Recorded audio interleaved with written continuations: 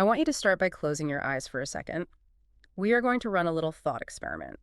Imagine that you have to choose between two different sets of parents. We're going to call them Parent A and Parent B. Okay, I'm picturing them. What's the deal with Parent A?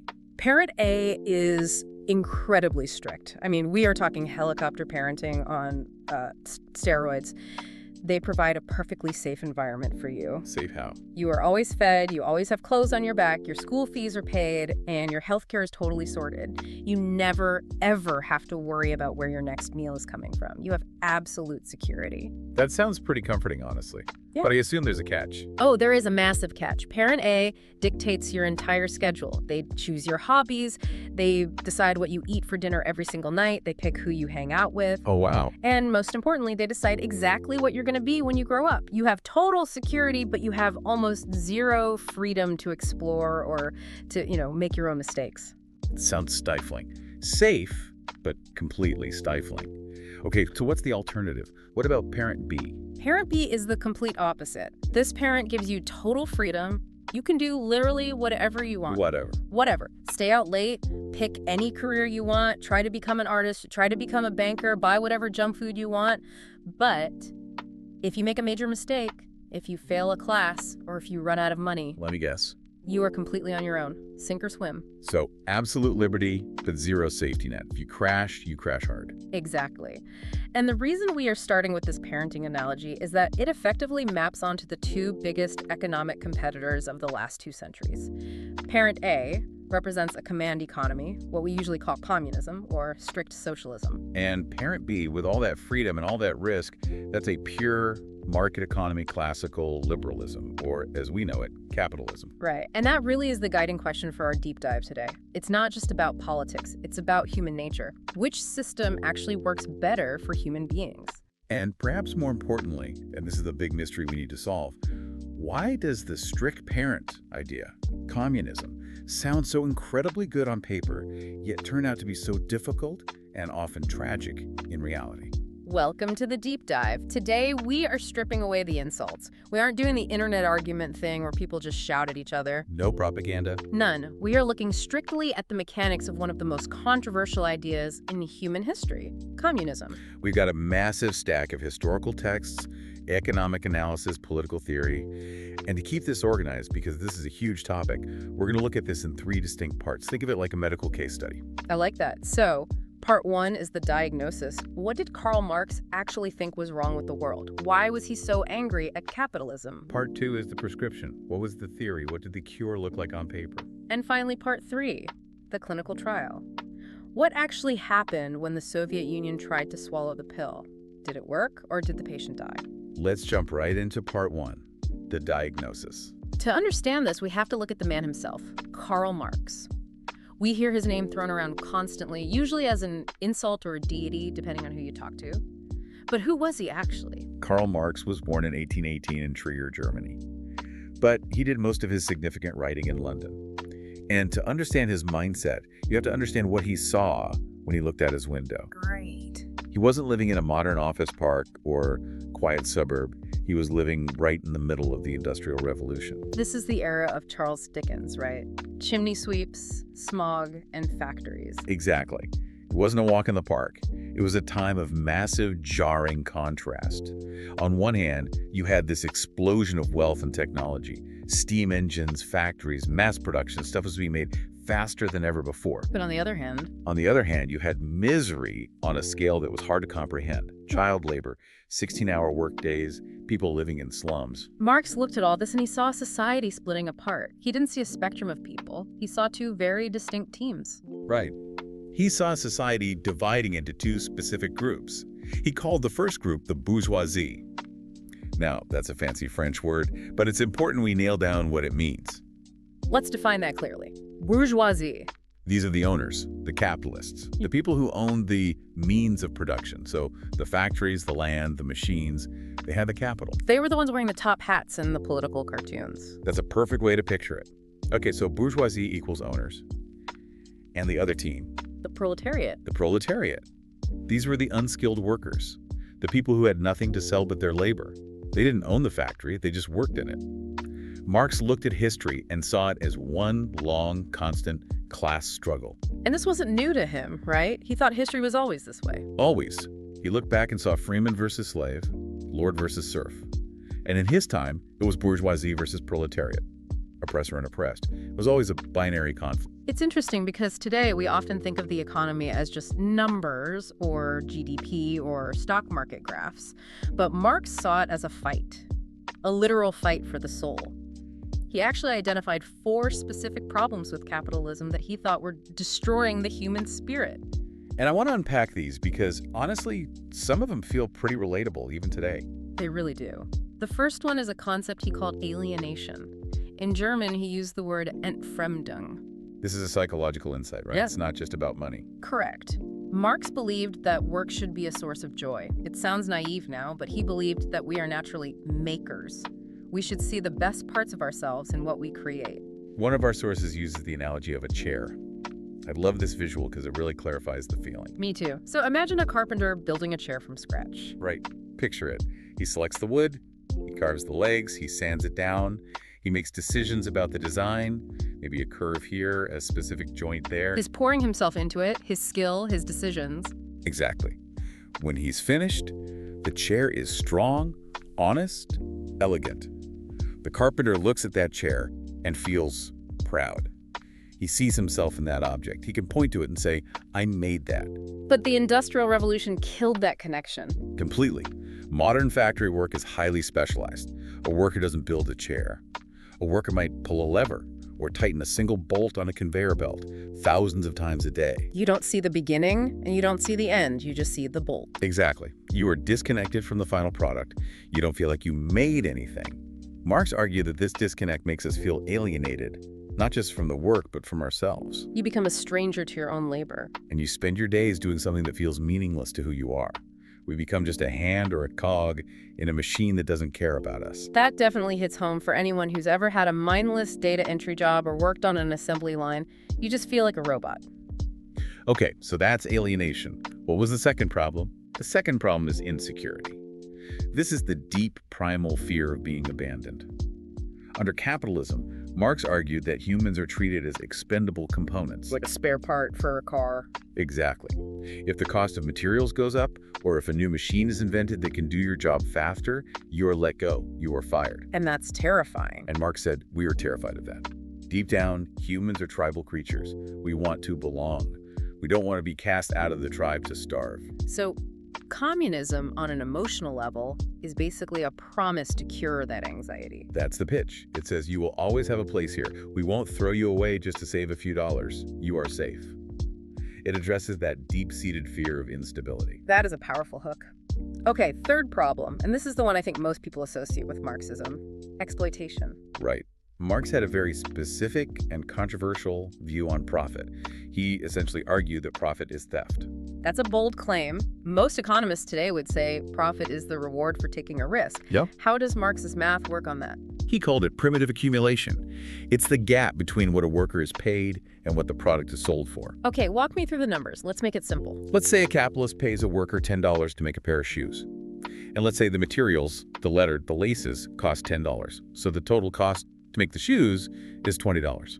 Okay, with you so far. But the capitalist puts them in a shop window and sells them for $100. Marx looks at that and asks, where did that extra $80 come from? The markup, the profit margin. Right, but Marx says that value came from the labor. The worker added the value by turning leather into a shoe, but the owner keeps the profit. Marx says that $80 is actually value stolen from the worker's hard work. So in his view, the owner is getting rich by skimming off the labor of the proletariat. That's the core of the argument. There's a great example in our notes that brings us into the modern day involving an iPod.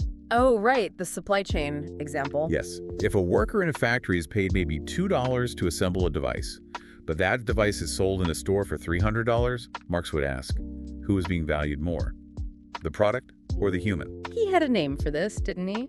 Commodity fetishism. He did. It's a bit of a mouthful, but it basically means we start valuing things, commodities, more than we value the human beings who made them. We fall in love with the object. We obsess over the shiny new object, completely ignoring the conditions of the person who put it together. We fetishize the object and dehumanize the creator. I think we're all guilty of that when we unbox a new phone. We aren't thinking about the factory floor, we're just looking at the screen. Okay, let's hit the fourth problem Marx identified. This one is kind of ironic. Unstable crises of abundance. This is a fascinating observation. Marx noticed that capitalism has these constant crashes, booms, and busts. Recessions, depressions. The business cycle. Right.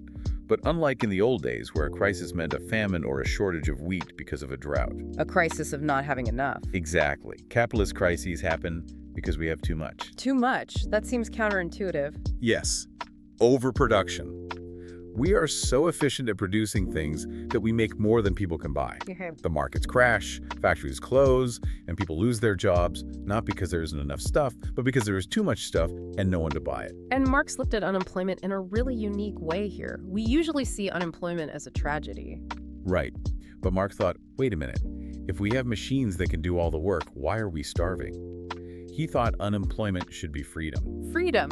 How? If we can produce enough for everyone with less work, we should all be enjoying leisure time, not panicking about finding a job. He thought capitalism was irrational. We have the goods, but people can't get them because they don't have the imaginary tokens called money. So that's the diagnosis. Marx looks at the world and sees alienation, insecurity, exploitation, and these irrational crises of abundance. He says the system is broken. It's treating humans like gears in a machine. So naturally, he decides to write a prescription. He wants to fix it. Which brings us to part 2. The cure. In 1848, he writes the Communist Manifesto with his friend Friedrich Engels. And here's a fun little ironic fact for you. Friedrich Engels was actually wealthy. His father owned a large cotton plant. Wait, really? So in a very literal sense, capitalism paid for the creation of communism. Engels covered Marx's debts and funded his writing. That is ironic. The revolution was sponsored by a trust fund. Yeah. So what was the goal of this manifesto? What is the communist dream? The ultimate goal is a classless society. No private property, no inheritance. The government or the collective controls banking, communication, and transport. There's a famous motto that sums it all up. You see it on t-shirts. From each according to ability to each according to need. Let's translate that into plain English. From each according to ability. That means you contribute what you can. You do the work you are good at. If you're strong, you build houses. If you're smart, you do medical research. If you're artistic, you paint. You contribute your best to the tribe. Okay, makes sense. And to each according to need. That means society gives you what you need to survive, regardless of what job you do. Everyone gets fed, everyone gets housed, everyone gets health care. The brain surgeon and the street sweeper both get their needs met equally. It sounds like utopia. It sounds lovely. But how do you actually get there? Marx didn't just wish for it, he laid out a roadmap. He did. It's like a flowchart. Yeah. Step 1 is the violent revolution. Violent. Yeah. Marx didn't think the owners would give up their power politely. He believed the workers, the proletariat, must rise up and physically overthrow the bourgeoisie. Okay, so the workers take over, they seize the factories. Then what? Step 2 is the dictatorship of the proletariat. This is supposed to be a temporary strict government that manages the transition. They seize all private property factories, land, banks, and put it under state control. And this leads to step 3, the command economy. Right. The state decides what to produce, how to produce it, and who gets it. No more supply and demand, no more invisible hand. The government is the brain of the economy. And finally, step 4, utopia. The theory is that eventually everyone learns to share. Scarcity disappears because we're sharing everything efficiently.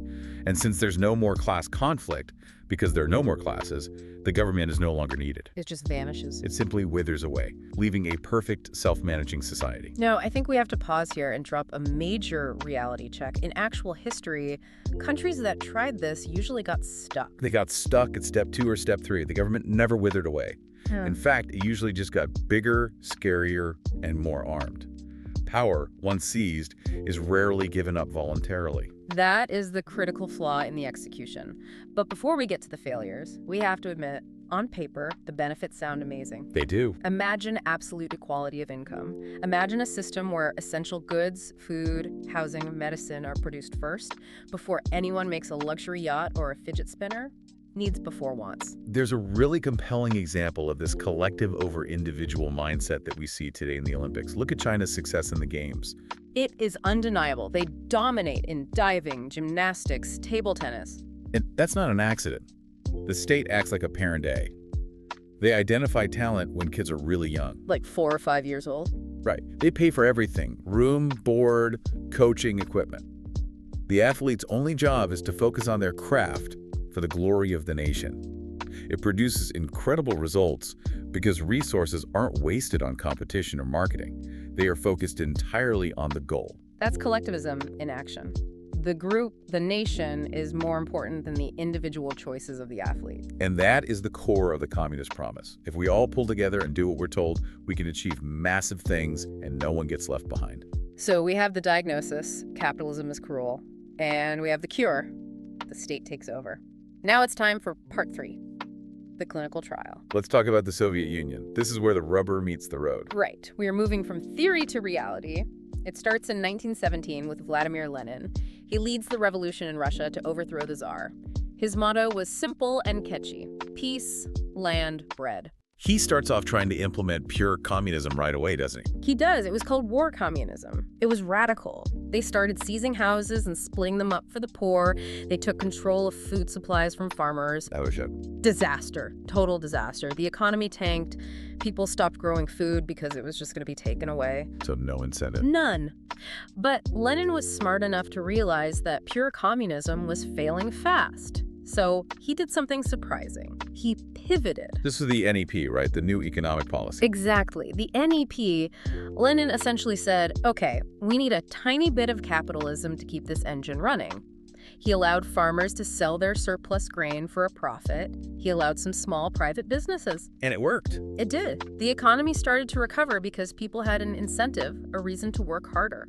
But then Lenin dies, and Joseph Stalin takes over. And Stalin wasn't a fan of a little bit of capitalism. No. Stalin wanted 100% Marxism, and he wanted it fast. He cancels the NEP and introduces the 5-year plans. These were massive industrialization goals managed by a central agency called Gosplan. What was the logic behind these plans? Why the rush? Fear, mostly. Stalin looked at Europe and the West and said, we are 50 to 100 years behind the advanced countries. We must make good this distance in 10 years. Either we do it or they will crush us. So it was a race for survival. Did it work? Technically, yes. The Soviet Union industrialized incredibly fast. They became a global superpower in a fraction of the time it took Britain or the US. They really did it. They did. They built dams, factories, steel mills, all directed by the state. They transformed a peasant society into a nuclear superpower. But, and this is a massive but, what was the human cost of that speed? It was horrific. You can't force an entire nation to change that fast without breaking people. There was the Holodomor, a forced famine in the Ukraine. That was the wheat belt of the region. It was. Stalin wanted to break the resistance of the Ukrainian farmers who didn't want to give up their land to the state. So he starved them. Millions died. Just unimaginable. Then you had the gulags, forced labor camps, where anyone who disagreed or even was suspected of disagreeing was sent to work to death. And the social atmosphere was terrified, right?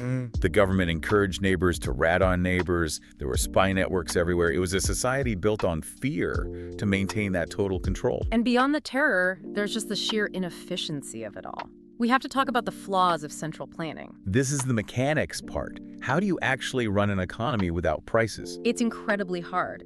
In a market economy, if people want shoes, the price goes up, and companies rush to make more shoes to capture the profit. It's automatic. The invisible hand. Exactly.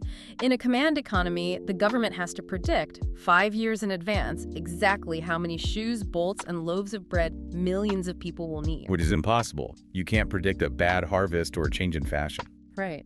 And then there is the incentive problem. If I get paid the same amount of money, whether I work hard or do nothing, why would I work hard? There is a classic story about this in our notes, the truck factory anecdote. Yeah. I love this one because it perfectly illustrates how silly this system could get. It's a perfect example. So the central planners at Gosplan tell a factory manager, you need to produce this much metal's worth of trucks. The quota was based on weight. Right. Build us 10,000 tons of trucks. Not build us good trucks or build us a certain number of trucks. Just tons of trucks. So the manager's thinking, I need to meet this quota or I'm going to the gulag. But building more trucks is hard. It requires more parts, more labor, more complexity. So what does he do? He just makes the trucks he does build incredibly heavy. He just welds heavy slabs of metal onto them. Basically. He uses heavier metal than necessary. The trucks were so heavy they consumed too much fuel and broke down bridges. They were useless. But technically, he met his weight quota. That is malicious compliance at its finest. And the workers knew it was a joke. There was a popular saying in the Soviet Union, we pretend to work and they pretend to pay us. That sums it up perfectly. So we move into section 4, the collapse. By the 1980s, this system is running on fumes. Stagnation had set in. The economy was stuck. The Soviet Union could build amazing missiles and tanks, things the government cared about, but they couldn't put a toaster on the shelf. Right. They completely ignored consumer goods. You might be a superpower, but your citizens can't buy blue jeans or toilet paper. So black markets start popping up everywhere because the state just can't provide what people actually want. Enter Mikhail Gorbachev.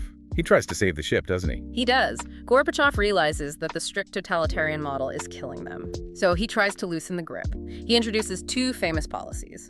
The first is perestroika, which means restructuring. This sounds a lot like Lenin's NEP again. It was basically the same idea. He allowed some private businesses again. He called factories. You are responsible for your own financing now. The government isn't just going to bail you out.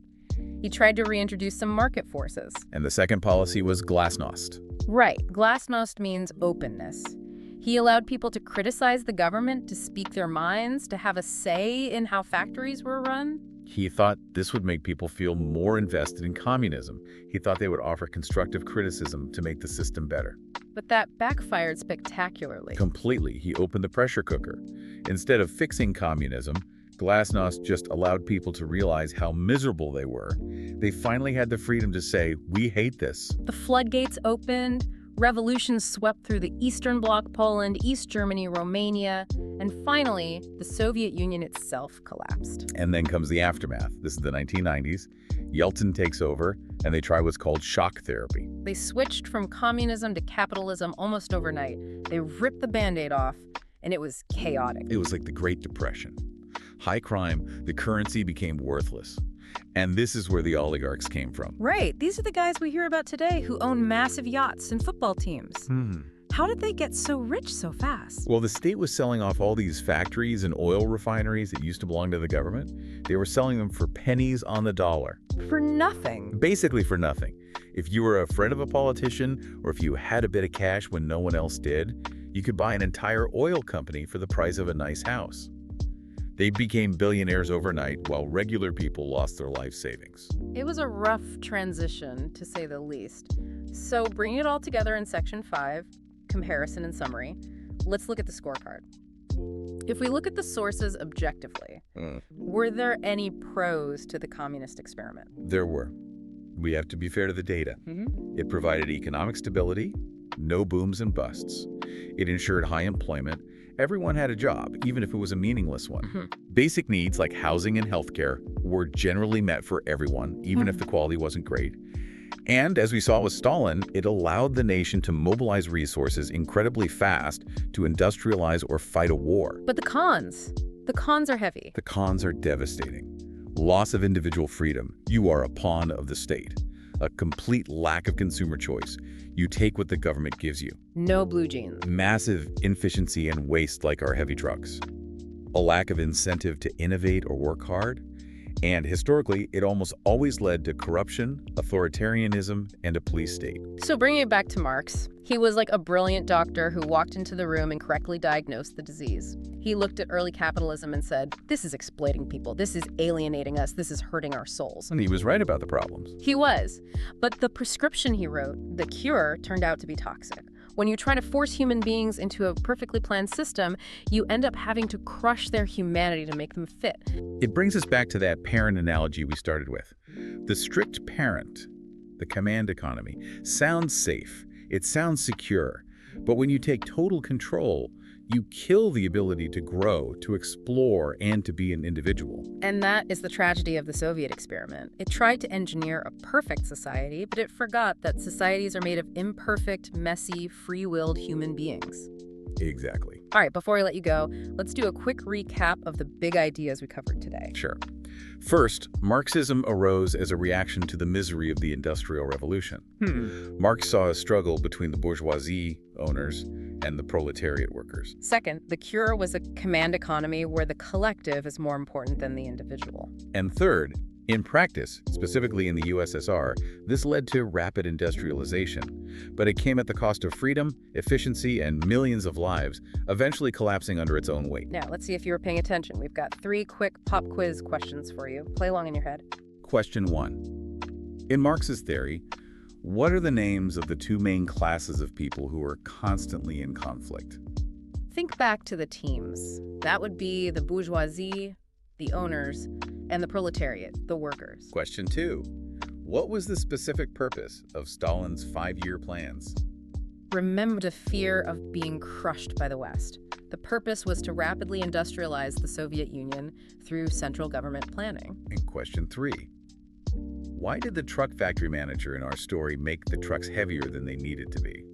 A classic example of bad incentives. He did it to meet a government quota based on weight, highlighting how inefficient a planned economy can be when you remove market forces. Spot on. As you head out today, look around at your own economy. We don't really have a parent A or parent B world anymore. Most countries are a mix. Exactly. We have public schools and roads, parent A stuff, but we also have Amazon and iPhones, parent B stuff. That's the real lesson. It's not about choosing one parent or the other, but finding the balance that keeps us safe while letting us be free. Thanks for diving in with us. See you next time.